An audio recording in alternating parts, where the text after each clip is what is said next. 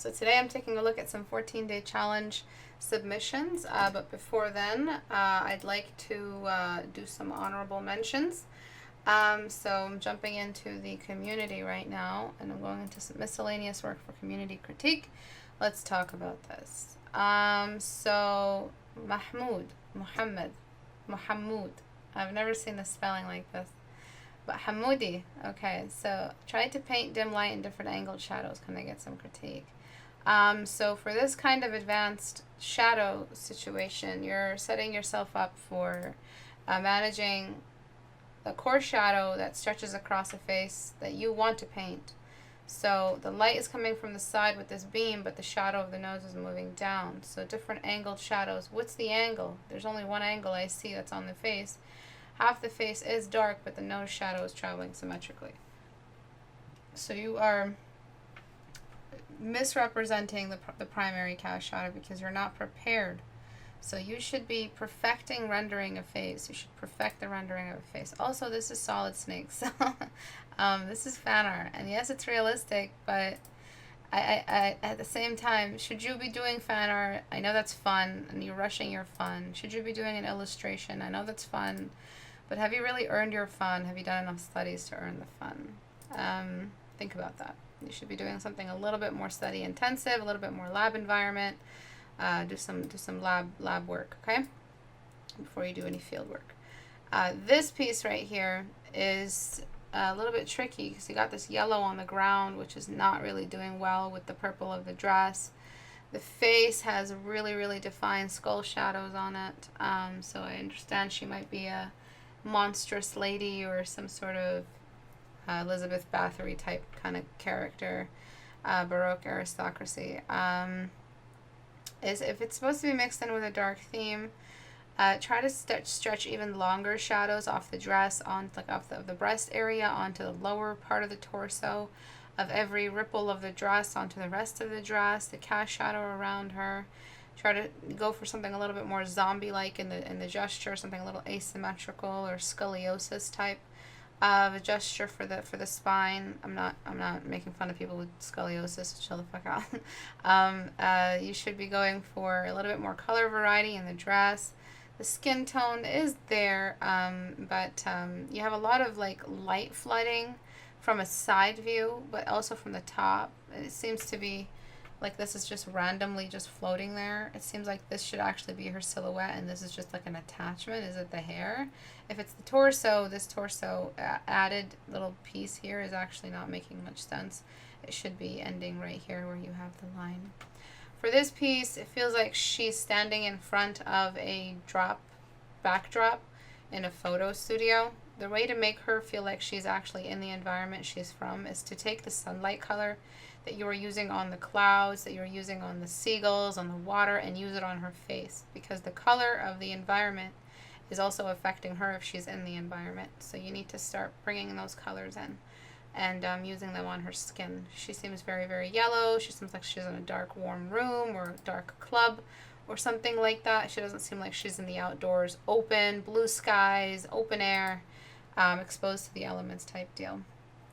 For this guy, he seems like he's a mysterious character, kind of an Aragorn sitting in the corner of a prancing pony, kind of eavesdropping. He seems like that's exactly what's happening. So in the movie, they actually flooded his face with shadow from under his hood, so you might want to borrow from that cinematically. That's why you guys should be, looking at movies for reference, borrowing frames and cinematic framing from movies shamelessly, because it's not borrowing, or it's not stealing or borrowing, it's just reusing the same old ways of delivering a character that is supposed to be mysterious. So the scene I'm talking about is Aragorn type scene images. There we go, this scene right here. This perfect scene. So you might, he doesn't have a hood on, but you can still cast his shadow under his eyebrows right there. And then we have, I think that's it for now. This one's a little washed out. Use some other colors, please. Use some darker values. Use some sharper edges. You seem to be like escaping the responsibility of edge work and contrast by just making everything blended and equally blended at that. So it kind of looks complete but it's not, and you're not fooling it. Well, you're not fooling me. So get some edges of the dress on the torso. Get some edges around the face. Get some edges set up around that. You may not know what you're doing exactly, but try to define every fold. Try to set up what fold is in front of what. Just decide what's in front of what, and you can go from there. This chest area looks beautiful. It's such a nice edge work here, a little bit of line work.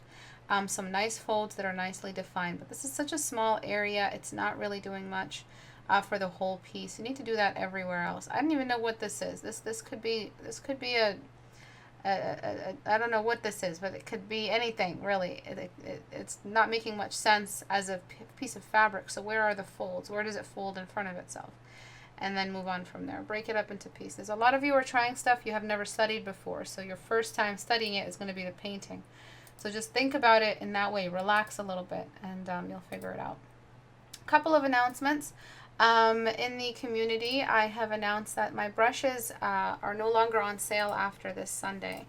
So I've been offering them for a very, very long time for a really decreased price of the bundle. But this is the last week I'm going to be offering them. So if you are interested in my brushes, you can go over to istebrak.com and grab them. After this week, they go back to the highest price for the bundle, which will be a little bit under 50.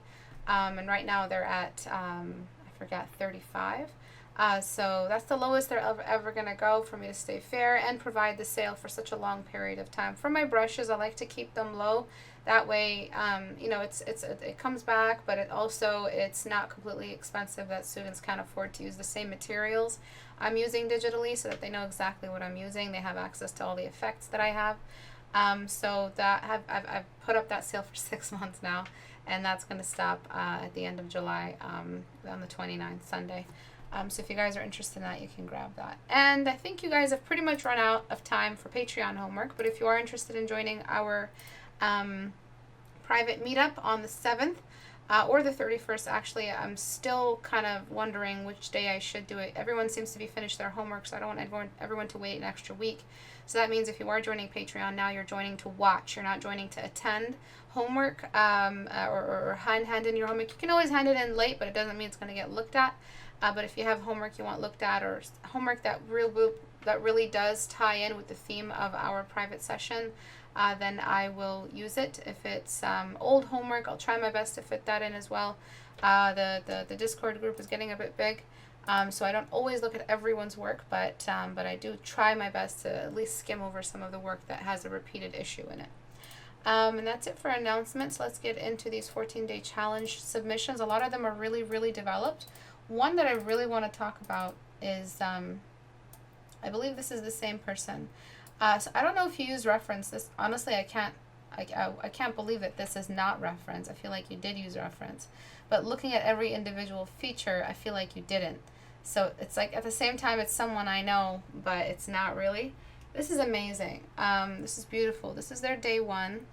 I do think their day one they use reference. It's hard for me to, because I have a lot of experience looking at student homework and knowing what work looks like when it's not reference, and work what it looks like when it is.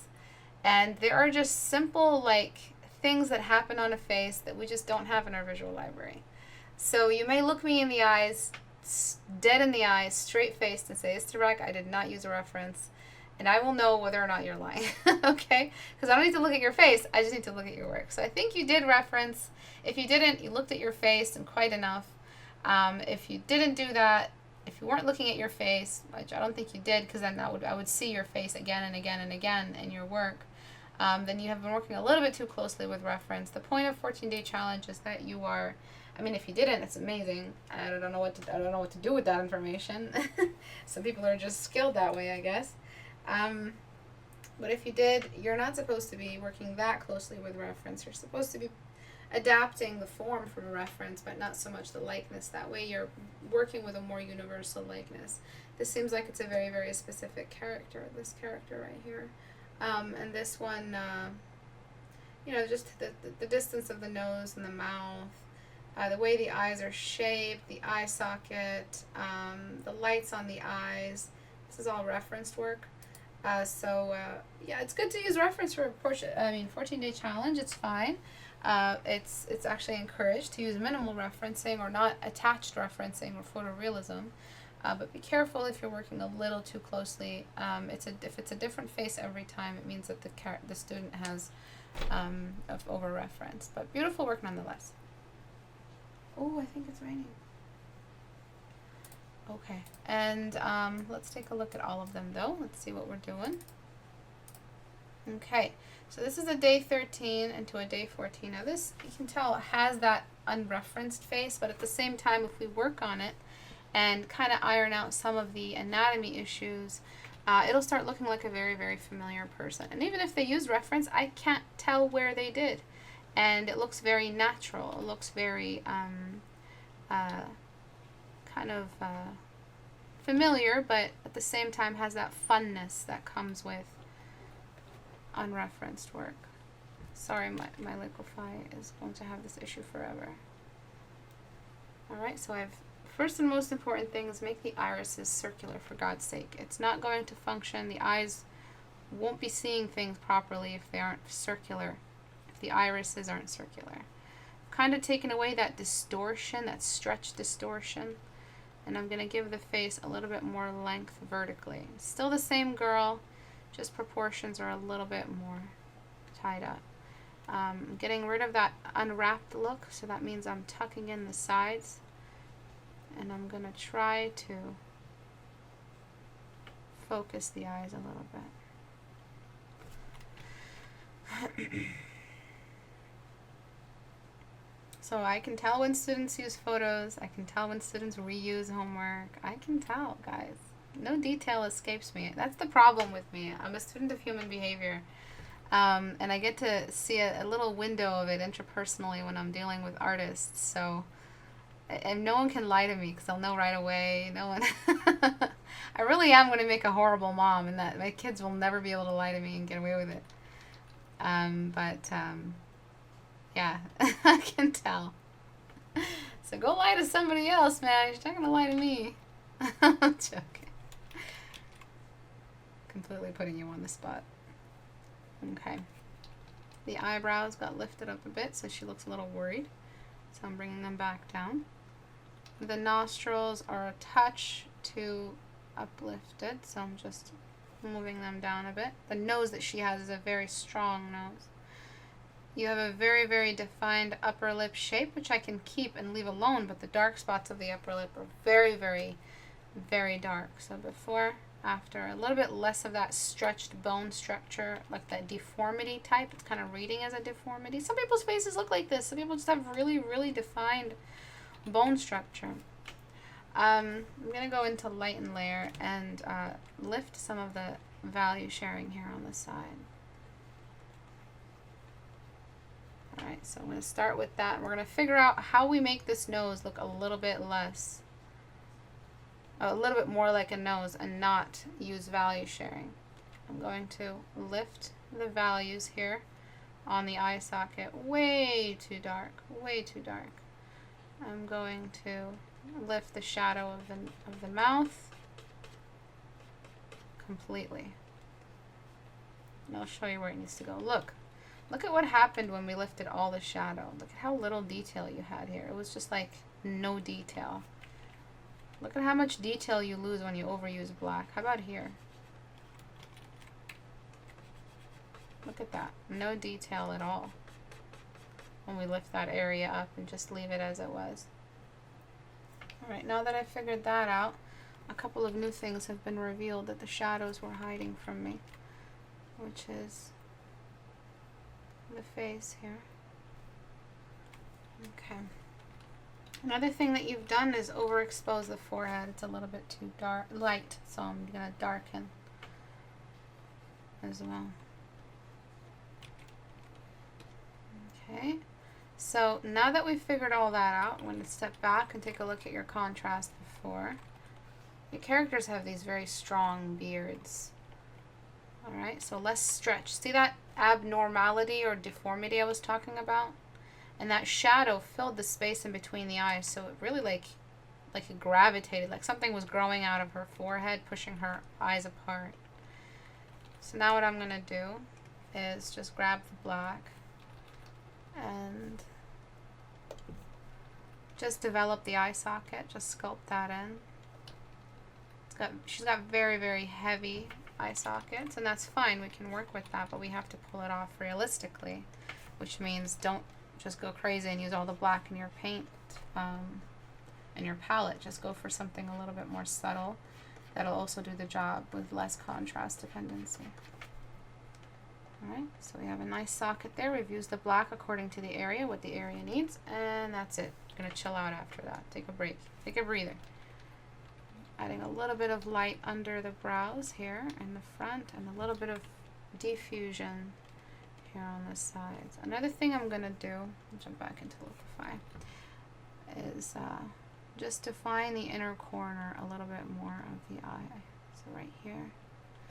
Needs to be stretched out a little bit more. So you have these anchors that keep your eyelids stretched out, which means they stay functional. If your eyelids flopped around, they wouldn't really be eyelids. So they'd be eye drapery. Ew. So I'm just doing a little bit of that here. Just kind of defining them. Grabbing a highlighter. I'm just adding a little bit more highlight on the inside. Same exact thing, new layer, grab the black, throw it down into the lowest opacity you can manage, and brush number 1, number 2. And when we avoid using all our black at the same time, we do what to the form? What are we adding more of when we use gradual values of black? What do they turn into? They turn into grays, but what happens when we have a lot of grays? Why is that a good thing? Pretty much just feeding you guys the answer right now. See how you have a buildup of grays? But there's a problem here. The nostril kind of stretches out too far, just by the way you drew it. And also the nostril doesn't just stop somewhere. The nostril keeps going. Right, see how it's a nice little gradual tone and a radial tone? The nostril is the face moving in the nose. Write that back to me, people. You need to remember that the nostril isn't just this black hole that is self-sustaining, and it's like a single cell organism that just sustains itself. It sits around in the face, and you have to render it specifically in its environment. No, it's the face just becoming the whole of the nose. The face is moving into the nose. Depth, I'm scared. Depth, rounded form, make room for contrast. It gives the form. What does that mean? It gives the form. When you have more grays, you have less black and white. What sits inside what does gray do? What is gray? So see the difference between these two nostrils here? We're going to do that again. Grab black all the way. Pay attention. Brush number 1. Opacity is like 11%. Brush number 1, number 2, 3, 4, 5, 6, 7. My life, I used the wrong layer. That's okay. I can go back. Ah, shit. All right. And then we erase away at the edge. The edge is very important because that's the nose in front of the face. One form of edge is stacking. That means something is in front of the other. And nostrils is the face moving into the nose. I noticed something you pretty much should never use straight up white, black in my digital paintings. I'm afraid to use them at all. Use them in highlights, use them in reflections, use them in light sources. Black sometimes just happens. You heard right. Basically what they're trying to say is just avoid depending on black and white, because over-contrasted paintings just have no content, and that's the answer to the grays. Grays are content. A gray in a painting is content. It's the ID of the object. It is more of the object. You get more gray. So remember what happened here when we got rid of the black? There's nothing. It's one value. Just one value. So when you have more grays to develop an object, you're adding more information. You're adding extra levels of form. You're adding matter. So gray is matter. Okay. So these nostrils are asymmetrical. I need to take care of this. Okay. So I'm adding more grays. I'm adding more white, so that this white mixes gradually. It's the face moving into the nose. Look at that. Suddenly, poof, out of nowhere, we have a nostril. We have a nose. Okay. A little bit of, I mean, okay. Okay. So Portrait Studio, I do this every class nowadays. The nostril shadow is too low. And you see why I have that little moment where I'm just like, oh, okay. That's because I wonder, should I spare myself the having to repeat this again? Or because I've taken it upon myself to be a teacher, I should not be bothered by the fact that I need to repeat a lesson, because not everybody learned it. I don't have 10 million subscribers. So, you know, people come in who haven't heard this lesson before, and I don't want to take that away from them. So I say, screw it, I'll just repeat this again. So I'm repeating it again. When the nostril, and if you've heard this again, if you've heard this before, just be patient, because that's what I'm doing. I'm being patient, so you should be patient too. When the shadow of the nose travels for that far, this is what happens to the eye shadow. Oh! And then we have the nose tip shadow traveling over the lower lip as well. So you've got like a lot of shit going on when you travel the nose shadow that much, when you allow it to travel for that far. So look, yours was squared at the base. So for it to be squared at the base, which meaning squared by the time it gets to the upper lip, it means this much shadow has happened. And none of this was in your painting. So, because I'm a nice teacher, and I've repeated this lesson for you, you better never ever do this again. For this shadow to be at a comfortable position for an illustration, leave the nose shadow at the halfway point between the mouth and the nose. So it doesn't look like a Hitler stash, but at the same time it's there just enough to provide us with a really, really cool cast shadow that gives the painting more information. All right, and you don't have to worry about the long cast shadows here on the brow bone. Careful not to make it look too dark. I mean, we're not drawing raccoons here. And I'm just making this a gradual radial movement into the nose. And I'm working with 2% smudge. That's why I'm not having a hard time. Okay. So I'm just smudging out the cast shadow a little bit, grabbing this highlighter. And then I'm just going to quickly place some shadows on the edge of the mouth. And then move and find the line of the mouth. Okay. And then for the nose, I'm going to carry the cheek color right over here. I'm stuttering a lot nowadays, like a lot. Earlier in my classes, I was saying the word success, and I was stuttering, so I was like, sex. And the student was just like,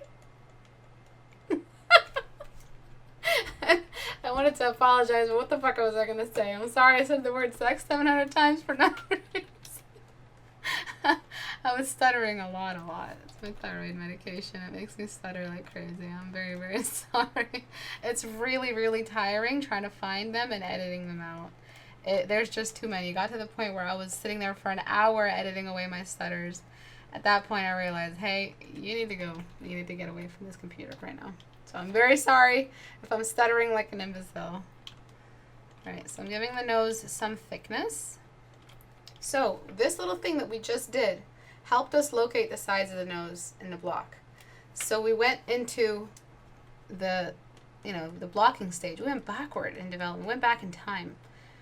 All right. This is what you didn't do, because if you did this, you wouldn't be having such a difficult time with the nose. The nose side slid, and it was all gradual tones, which is why it was so tricky finding exactly what the nose was, where it started, where it ended. So please block when you get confused. And a nose is a very complicated thing because it sticks out. It has altitude. So because it has altitude, you're trying to make it look like it is there, but without outlining it. But you are still outlining it, even though you're using a very wide outline. It's still outlining. So I'm just using a really basic nose template here. Some people's noses are so geometric, there is a very defined edge, so follow your reference, whatever your reference tells you. Make sure your reference's light source is the same as yours, please. Okay, as for the dark spots, don't allow them to travel all the way out. Those are more old dark spots. Usually dark spots just start at the base here for younger characters. When you get confused, block. Yep. Accept the stutters. So if you have any questions, please write at Istebrak, and I'll let you guys know when I'm taking questions. So I'm smudging the inside of the eye, because at this point you're outlining the eyelids, you're not sculpting them. I'm going to grab soft brush, using a bit too much shadow on the inside of the eye over here. That area is all illuminated. It's all exposed to the light. It's part of this entire little light setup.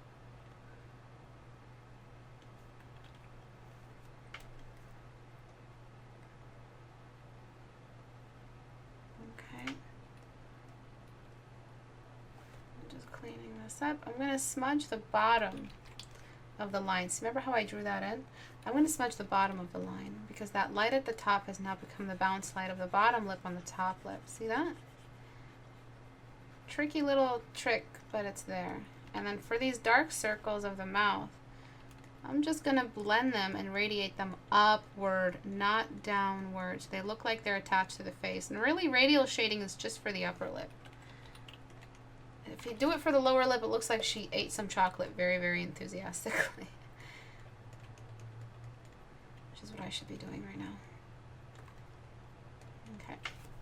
Another thing is this lipstick kind of outline for the lips. It feels very unnatural in the lower lip. The upper lip can be dark. The lower lip, not so much. It catches a lot of light. So always paint makeup-free lips, because that way you don't depend on makeup to make defining features in your paintings and your characters. Even though you might paint commercially one day and you'll paint those big busty League of Legends characters, you still, you know, want to be able to paint real stuff later.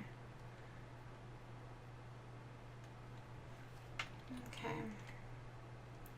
So I'm adding some of that extra new level of black just on the inside, and that little fold of the lip towards the base. Remember, this is all reference free, so you do end up with a familiar face, but a universally applicable face. That's the key over here. That's the key to all this. It has to be universally applicable.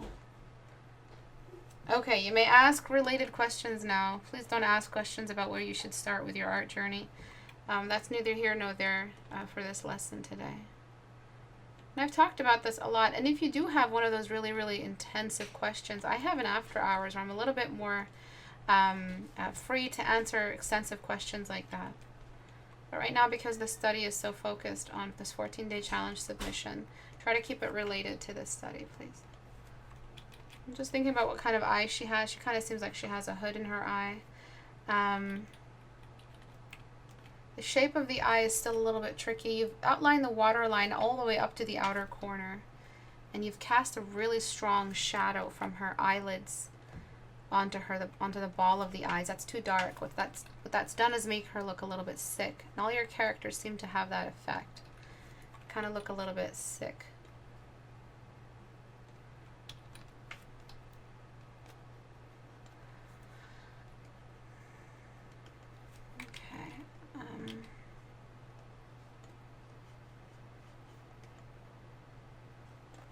So I'm leaving the iris dark. I'm just raising the shadow up there.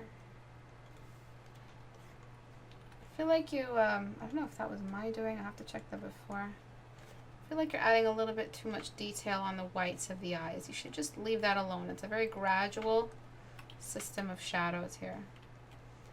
Only the farthest part, the sticky, outiest part of the lower eyelid has the highlight of the waterline. It doesn't just travel all the way across. I'm going to continue this whitening of the of the whites of the eyes.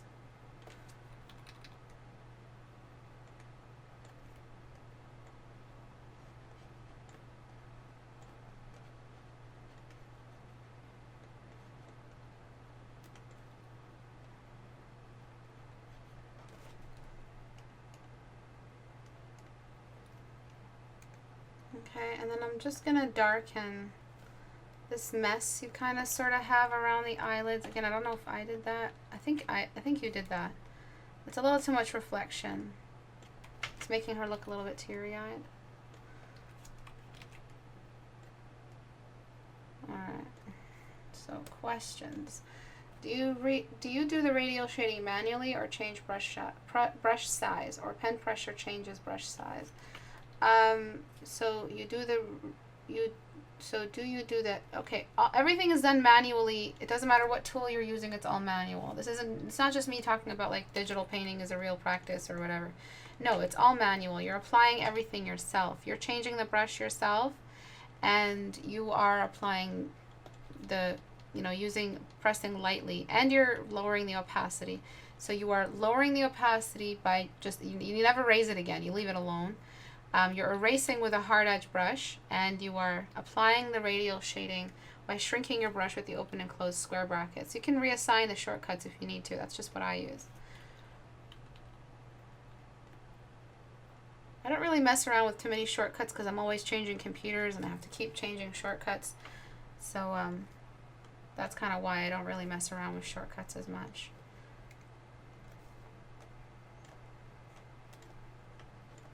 Alright, and the whitest part can be a reflection of sunlight. That's the only time you're allowed white, like pure white on a face. It's just this reflection area right here.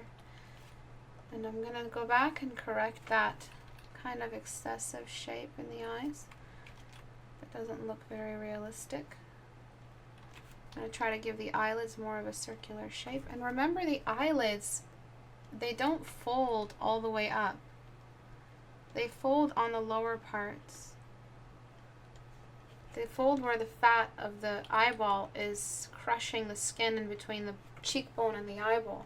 Over here, they just come back into skin. So be careful with that excessive outline, because it's just you going back into line dependency again.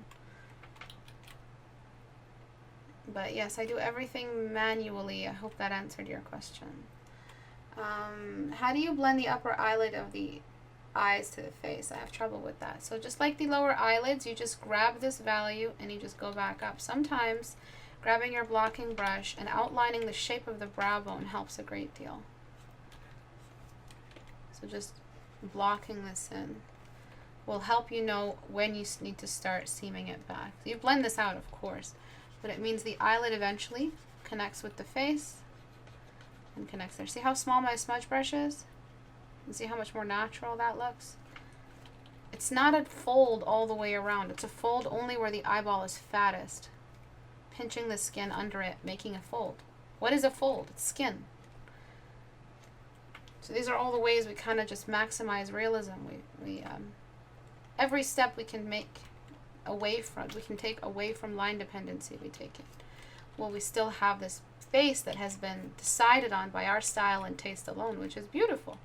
So in the 14-day challenge, you're learning how to render with maximum realism, as you can manage, as you can, withstand either with threshold, painting threshold and patience and workflow and your taste in realism and what your goals with style goals. You're still deciding on who she is and who they are, and that means that you are going to be deciding on the beauty, and you probably have a wonderful taste in beauty. You have an eye for it. You're an artist. So don't feel like the 14-day challenge's realism expectancy is taking away from your identity and your style choices and your, a lot of these changes I made today were a movement away from line dependency, not a movement away from the person of who they were. It's not a movement away from the who.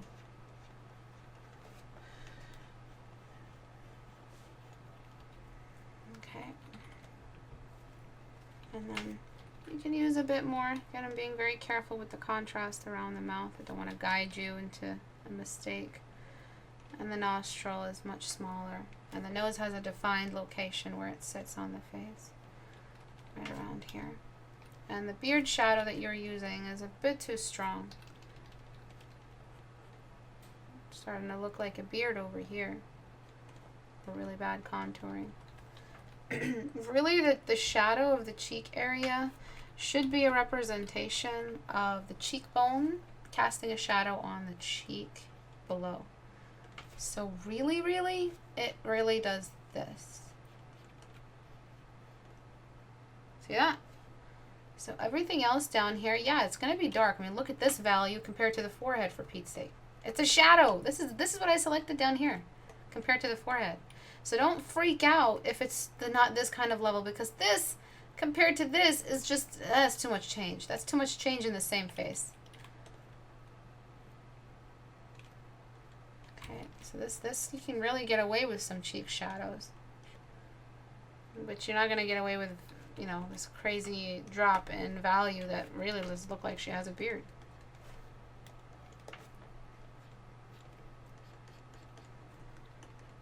Alright, and your radial shading is still intact for the lip. Starts from a very, very far radius, moving back into the mouth. As for the base tone and the background color, it looks a little bit too strong.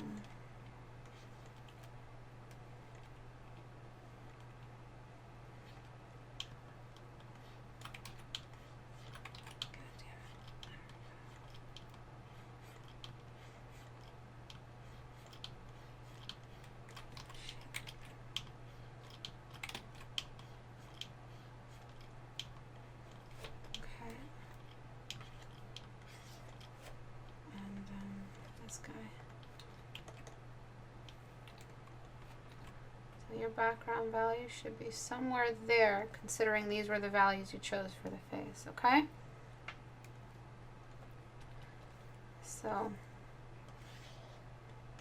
before, see that contortion and that stretched out non-human distortion or mutation? After I kind of just pushed her back forward. She's the same person. The nose is different, of course. The nose is a little bit less sculpted. It's more of a basic nose. But look at that beard you had before. Straight up 5 o'clock shadow. After. So this now doesn't have any shine in it. If you feel like you are mature enough and well-rounded enough to bring in some shine without freaking out and using too much white, go ahead. Shine is only on the smallest little areas of the face where we have pockets of oil secreting. I'm sorry, you can't say the word secreting without whispering a little.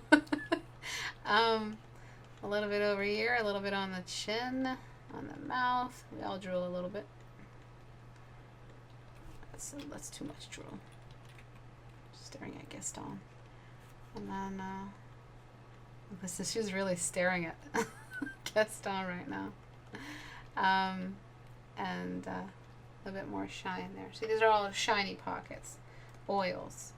When we go back, I don't even have to blend these out. You can leave these alone. That's where we kind of get a little bit funky with our brush texture and stuff. Okay, before, after, you had shine specific to the forehead, you had everything else too dark, you had the face kind of pulling away from itself, like the face was a mask and it was being stretched on. You had the lips way too dark, there was no information in that area. Maximize your grays for more content. She still looks a little bit matte and dark, but that's fine. At least it's a jump from where she was before. How do you know if you still have line dependency to get rid of it? You will always have a little bit. If you are outlining the eye, if you're bringing in edges where there shouldn't be, because you heard Istebrak say transfer your lines into edges, it means you've transferred lines that are still there in your memory into an edge. So the lower eyelids, that was edge work that didn't need to be there. Take a look at how the eyes looked before. How outlined and drawn out and anime they were shaped. That's all line dependency. And the edge of the lower eyelid going up into the outer corner, eyelids don't do that. Kind of just seam back into the face. They wrinkle, yeah. Secreting. Thank you, Black Magic. I'm happy you like all my stuff.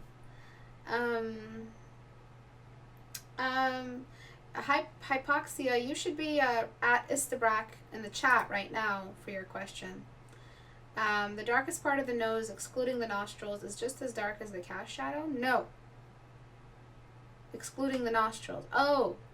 No. The cast shadow, its value is determined by the object receiving it. So the face, in this case the upper lip, is receiving the object, the cast shadow. So the upper lip is light. It is a reflector. It is part of the light spots. So that means that it is going to be lightening the cast shadow that's falling on it. The cast shadow doesn't just belong to the values of the nose, whatever those contour values are. Those belong to the nose specifically. Even right now, they're just too dark. It looks like she's got a little bit of makeup around her nose, or her nose is runny. Any other questions?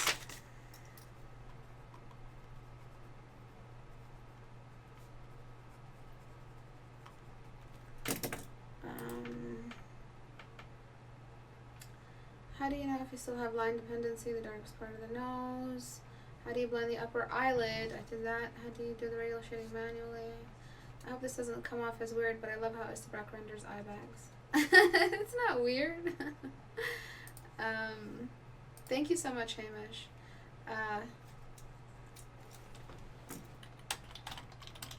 Okay, so let's move on to the next piece.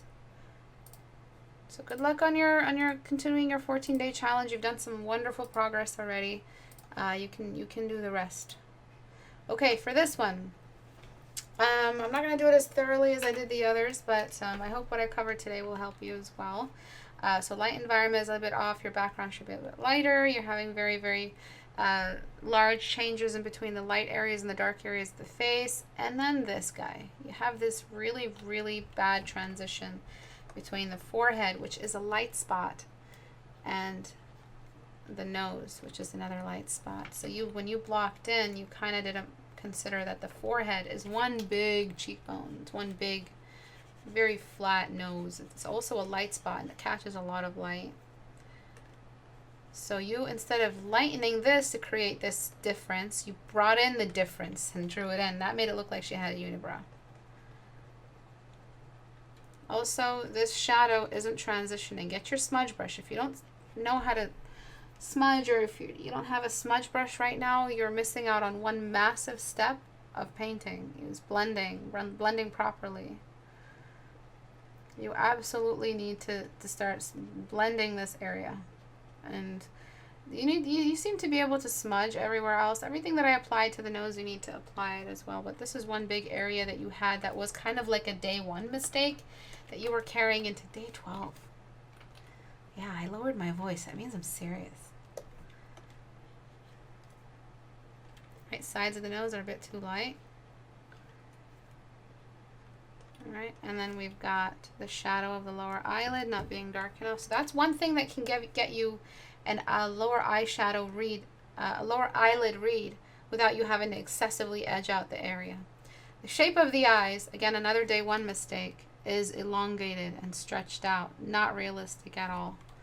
You need to shrink that a little bit, make it a bit more squared off. That'll really bring back that realism.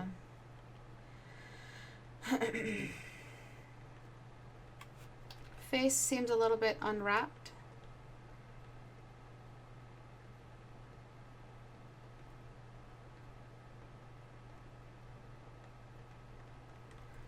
And then the face kind of looks like it's in pain because you're doing this kind of thing right now. And I'm just evening that out. The size of the iris is a bit too big because we're seeing her iris on her lower eyelid. We shouldn't be seeing that. We should be seeing a bit more of an upward looking eye. Right now it looks like she's looking down. And then the mouth is not doing what mouths usually do, which is just have a more of a mild lower dip to the cupid's bow, and then just a generally smaller upper lip compared to lower lip, even though it might stick out more from the side.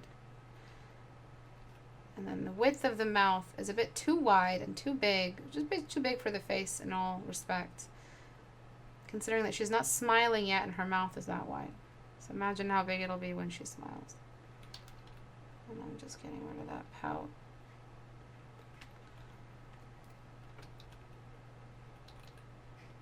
I'm going to leave the chin that strong. I think it looks great with that strength. And I'm just going to go back. Okay, so do you see how the eyes were distorted? The mouth was a bit masculine. The jawline was very wide compared to the forehead. She's looking more like a man than a female. But considering what you were doing with the eyelids and the eyebrows, and what you were doing with the iris, I think you were going for female. Okay, so before, after, see how you brought in shadow instead of blocking in the difference between the transition between the forehead and the nose, which is that dip. Okay. And then this one is the one we talked about already. So that's it for today. I'm so sorry about my tired voice. Life isn't easy. And I face a lot of medical issues, and I'm trying to, keep it all together and make it to classes. So if I make it to class but still sound like I'm dying, it's because I am. So to submit your stuff for Critique Hour, if you want your stuff looked at, go to istebrak.com and click on the little Google Plus icon. And I have a lot of good news for you. One really important announcement, though, before the good news about my brushes, is I'm going to go to the polls. For some reason, I had a suspicion this javelin won because it's fun.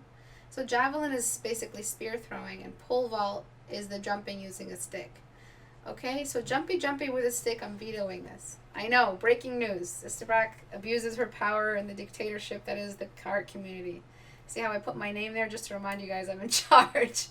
Okay, so pole vault is officially the theme. It is no longer javelin. Because I feel like you guys chose javelin because it looks cool and concept arty. And I feel like you guys could have, a lot of you had the choice to go for pole vault. But you know what? I'm going to make it pole vault. Because pole vault is a lot more challenging for concept design. Pole vault is pole vault. I'm sorry about the way I spelled it. Pole vault right here. Okay, it's a lot more challenging. It is an amazing potential for gesture. It is a lot more kind of environment interactive. And if you haven't heard what the challenge is, this upcoming challenge is a very, very extensive challenge. There will be rewards. It'll be just another big deal, like the challenge, the ancient weapon design. And I'll try my best to write a blurb for it, a full-on narrative like last time, like a passage. It is a character or a number of characters or an entire tribe or a group of people with the way they interact with their environment. So for the pole vault, which is the official new vetoed topic for our upcoming challenge, the environment is a very, it grows, it's a very steep environment, okay? So it's like rocks, mountainsides, kind of like the way goats travel around. So what the point is of pole vault, it's not a distance changing. They're not changing much of a distance, so they are getting a running start. So what you have to do is figure out an environment that incorporates the character and their activity. So the pole vaulting as a sport is what they are using to get around their environment. So you design the environment around that. You have the opportunity to also design the characters. So if they're like an Amazon tribe, if they're a hunter-gatherer tribe, if they're a men-only tribe, if they're a hero tribe, it's not necessarily a sport or a form of entertainment. It's how they get around. It's how it's their form of transportation. So what you're designing, if the passage allows, is the one main character. It's learning how to do it.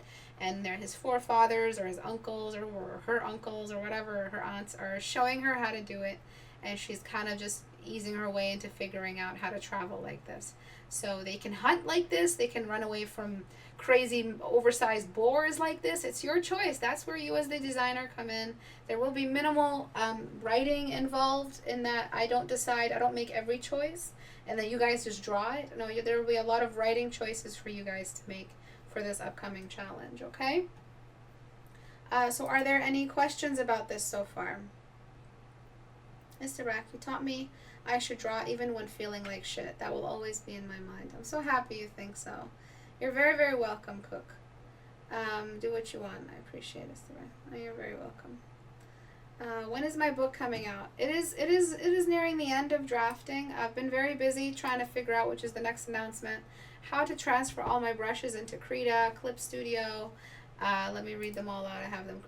Psy, Procreate. I'm going to be transferring all my brushes into those for you guys, which is going to be quite a project to take on because I don't know how these programs work as extensively as Photoshop. So finding and transferring their behavior into, there's no converter out there. Yeah, there's something that can export the PNG silhouettes of your brush, but there's nothing that will convert like Photoshop brush language into Krita brush language and find like the equivalent for it. No one's given a damn enough to make that happen. Yeah, we're going to have to just do that manually, which is going to take a lot of time. So because I'm taking that on right now, and as well as writing on my free time, which there isn't much of, the progress is going to be slow. I'm not promising a release or giving you any kind of time frame. As soon as I'm done the final draft and I've edited it and I've hired an editor and I know the program is ready to launch, I will give you guys a time frame for when it will launch. But it's, and I'll try my best to kind of get some passages out there for you guys to read if anyone's interested in reading some of the chapters. But yeah, that's it for today. So the brushes are going to be released in other programs and platforms very, very soon. Just have to, you know, find a nice workflow and a good pattern to get them all organized. Take it one by one. So usually Krita is the most requested, Procreate second most requested, Sai is third most, and Clip Studio is the last.